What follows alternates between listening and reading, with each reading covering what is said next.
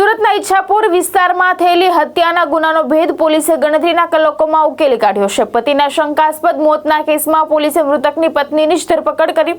પ્રાથમિક તપાસમાં રોજિંદા ઝઘડા અને મારપીટથી કંટાળીને પત્નીએ પતિની હત્યા કરી હોવાનું સામે આવ્યું છે। સુરતના ઈચ્છાપુર વિસ્તારમાં ગત 23 જૂનના રોજ રાજરથ ઉર્ફે રાજુભાઈ યાદવ નામના વ્યક્તિનું શંકાસ્પદ સંજોગોમાં મોત નીપજ્યું હતું। શરૂઆતમાં સામાન્ય મોતનો બનાવ માનવામાં આવી રહ્યો હતો, પરંતુ પોલીસની સઘન પૂછપરછ અને ફોરેન્સિક પોસ્ટમોર્ટમ રિપોર્ટમાં મહત્વના ખુલાસા થયા। તપાસ દરમિયાન આ સમગ્ર મામલો હત્યાનો હોવાનું બહાર આવતા પોલીસે પરિવારના સભ્યોની પૂછપરછ શરૂ કરી હતી, જેમાં મૃતકની પત્ની મનીષાબેનની ભૂમિકા શંકાસ્પદ જણાતા વધુ પૂછપરછ કરવામાં આવી હતી। પોલીસ તપાસમાં ખુલાસો થયો હતો કે રોજબરોજના ઝઘડા અને પતિ દ્વારા થતી મારપીટથી કંટાળીને પત્ની મનીષાબેને જ પોતાના પતિની હત્યા કરી હતી। આરોપી પત્નીએ ઘરમાં રહેલા બટાકા છોલવાના ચપ્પુથી પતિ ઉપર જુલન હુમલો કર્યો, જેના કારણે રાજુભાઈ યાદવનું મોત નીપજ્યું। મૃતક રાજુભાઈ યાદવ છૂટક મજૂરી અને ખેત મજૂરી કરીને પરિવારનું ગુજરાન ચલાવતા હતા।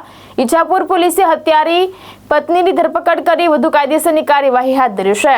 पुलिस कमिश्नर सर सूरत शहर, अधिक पुलिस कमिश्नर सर सेक्टर 2 सूरत शहर तथा नायब पुलिस कमिश्नर सर ઝોન 7 सूरत शहर द्वारा પોલીસ સ્ટેશન વિસ્તારની અંદર કોઈ પણ પ્રકારની ઘટના બને તો તે અંગે જરૂરી કાયદેસરની કાર્યવાહી કરવા માટે સૂચના આપેલ હતી। તે અંતર્ગત પાછલા દિવસોમાં 23 જૂનના રોજ ઈચ્છાપુર પોલીસ સ્ટેશનને એક મેડિકો લીગલ કેસ અંગે વર્દી મળેલ હતી, જે અંગે ઈચ્છાપુર પોલીસ દ્વારા તરત કાર્યવાહી કરવામાં આવેલ હતી।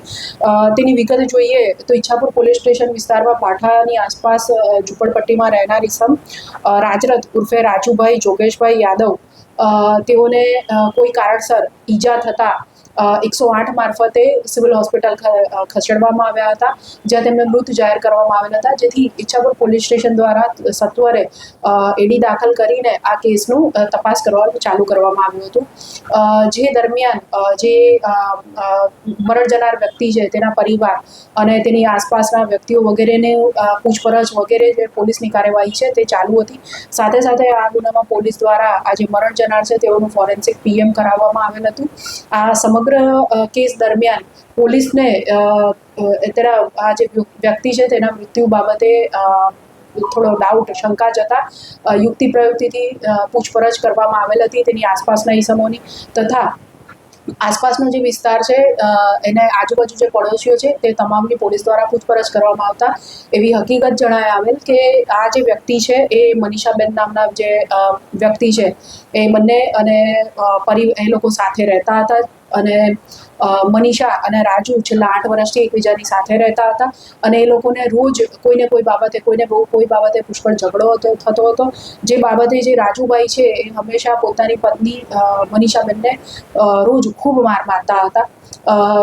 આગળ પૂછપરછ કરતા એ ધ્યાને આવ્યું કે 23મી તારીખના સાંજના સમયે મનીષાબેન અને રાજુભાઈની વચ્ચે પુષ્કળ ઝઘડો થયેલો હતો, જેમાં રાજુભાઈ રોજની જેમ તેઓને ગાળાગાળી કરી મારી નાખવાની ધમકી આપી પુષ્કળ મારામારી વગેરે કરતા હતા। જે દરમિયાન મનીષાબેન બચવા માટે પોતાના જે ઝૂંપડું છે તેના પાછળના ભાગે ચોકડી છે તે બાજુ ગયા અને એ દરમિયાન જે મરણ જનાર છે તેમનો પીછો કરીને મારઝૂડ કરી।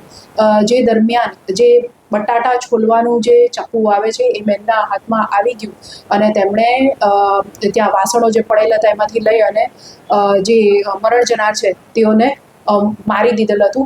જે દરમિયાન લોહી લોહાણ તે થઈ ગયેલ અને પછી ત્યારબાદ આજુબાજુના લોકો જે છે તેઓને બૂમ સંભળાતા અને એ લોકોએ 108ને કોલ કરીને બોલાવ્યો હતો। સદર ગુનાના કામે આજરોજ ગુનો રજીસ્ટર કરી એડીમાંથી પોલીસ દ્વારા જરૂરી કાર્યવાહી કરવામાં આવેલ છે, તથા જે આરોપી છે તેઓની ધરપકડ કરી આગળ કાયદેસરની કાર્યવાહી પૂછપરછ વગેરે ઈચ્છાપુર પોલીસ સ્ટેશન દ્વારા કરવામાં આવી રહ્યું છે। મરણ જનાર કોઈ પરમાનન્ટ કામ નતો કરતો, છૂટક મજૂરી કોઈના ખેતરમાં કામ કરે, હવે ખેત મજૂરી કરે, કોઈ આજુબાજુ કોઈ પણ પતરા સરખા કરવાનું કે કોઈ પણ પ્રકારનું કામ આપે તો તે કરતો હતો। ભાવેશ ઉપાધ્યાય, દ્રષ્ટિકોણ ન્યૂઝ, સુરત।